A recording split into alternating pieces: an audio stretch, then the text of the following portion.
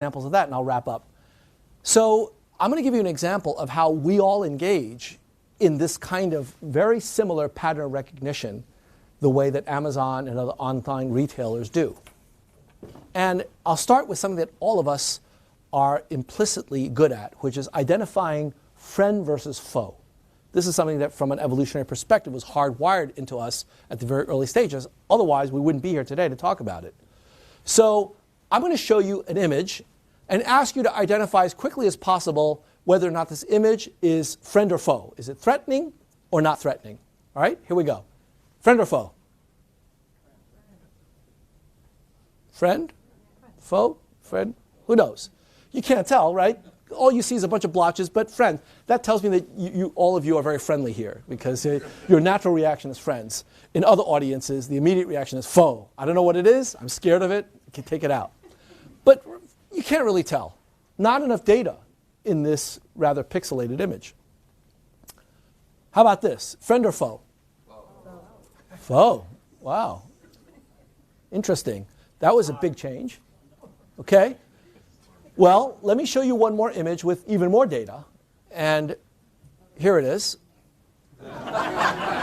So this is yours truly being stalked by a ninja. So definitely looks like a foe, but actually upon further reflection and examination, the ninja is not real. This was taken at the Washington, D.C. Spy Museum. I took a selfie with this ninja statue. And you can tell that it is not at all threatening. Data, big data, makes a big difference. So having a high-resolution image is pretty important for determining friend or foe. It turns out that we do this in a more refined way when we're meeting people to see whether or not they're friendly or not. And so I'm going to give you a more refined example of this. And the refined example has to do with cocktail parties that you might happen upon. Over the course of an evening, as you go from person and group to group, you learn things about different people. And that allows you to determine friend or foe in a much more sophisticated manner. So let me just give you a specific example. At this cocktail party, you'll run into people and engage in casual conversation. And during the course of an evening's conversation, you'll talk about things and you'll learn stuff about the other party. Things like what their gender is, their sexual orientation, race, ethnicity, age group, current home state, religious affiliation, so on and so forth. And in parentheses are the broad number of categories of each. So 2 genders, 2 sexual orientations, roughly 4 combinations, and so on. So I'm going to do a little experiment here. I'm going to tell you about 2 specific individuals that I've met. And after I tell you about them, I'm going to ask you to make some judgments about them, okay? And the 2 people I'm going to tell you about are Jose and Susan. So Jose happens to be a young, professional, gay, Latino male who lives in the state of California, no religious affiliation, is a Democrat, middle class, and has an MBA. Now that's Jose. Now I'm going to tell you about Susan. Susan is a middle-aged, white, heterosexual female from the state of Texas, Christian, Republican, affluent, and has a Bachelor of Arts. That's Susan. Okay, I'm going to ask you 3 questions now about these 2 individuals. First question. You're doing an internet startup in Silicon Valley, and you need to hire somebody to help out with that effort. Who would you rather hire, Jose or Susan? How many people would hire Jose as their internet startup colleague? How many people would hire Susan? Okay? Second question. You are organizing a fundraiser for a breast cancer campaign. You want to raise money to help deal with breast cancer. Who would you hire to help you organize that fundraiser? How many people would hire Jose for that fundraiser? How many people would hire Susan for that fundraiser? Okay? Third question. You're working at the Internal Revenue Service as an auditor. And you need to audit one of these 2 individuals. You can't do both. But you need to figure out which one of them is more likely to be cheating on his or her taxes. How many of you would audit Jose? How many of you would audit Susan? Wow. That's remarkable. I can't believe how judgmental you people are. I mean, you don't know these people. But yet you're making decisions about who to hire, who to throw in jail for tax evasion. Now, it's true I asked you, but you didn't really hesitate, did you? What you're doing is exactly what Amazon does. You are actually using machine learning and big data, except it's human learning in this case. You are searching your database of all the people that you know who have done fundraisers and seeing which one is most like Susan versus Jose and how the outcome went and picking on the basis of that. It's human nature. And it's not perfect by any means, but it's better than nothing. And the reason I know it's better than nothing is that we are here today to talk about it. We survived. This is a survival mechanism. And it's a very sophisticated one. How sophisticated? Well, if I go through all the different combinations of the types of people that you will now be able to categorize them into, the number of buckets you now have in your brain because of these characteristics, if you do the math, there are 345,600 unique combinations of personality types in your database. This is more pixels than in a 600 by 800 photograph. So just by talking to people and finding out a few facts about them, you can put them into various different buckets and then search your database to see which of those buckets have been more successful for fundraising and which have been more successful for doing startups. The problem with this algorithm that all of us use is that it's based on very, very sparse data. What I mean by sparse data is, how many people here have met more than 345,600 people in their lives? I actually had one marketing person raise his hand when I spoke. What that means is that for most of us, virtually all of these cells, all of these buckets are empty. We have no data. And this is one of the real problems with fake news.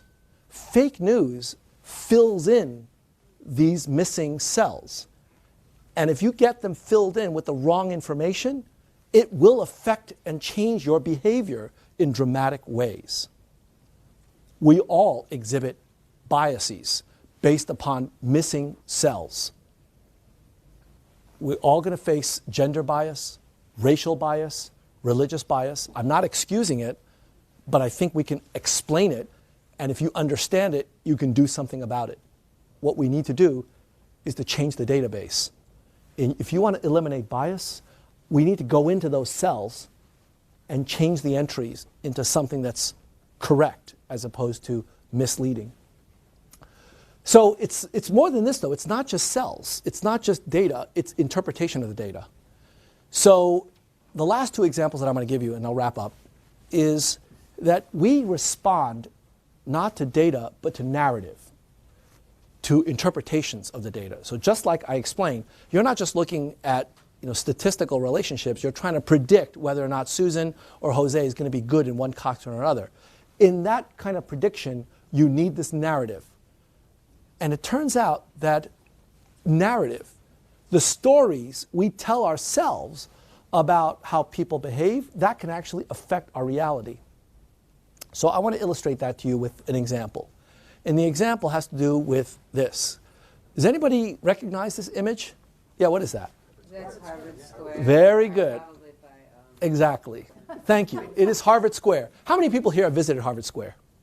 How many people have ever driven into Harvard Square?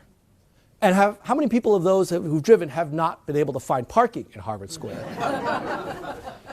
So until recently, my rule of thumb, living in Cambridge and in Boston, is never, ever, ever drive into Harvard Square. You can take the T, take the bus, take an Uber. Do not drive your own car into Harvard Square. You will never find parking.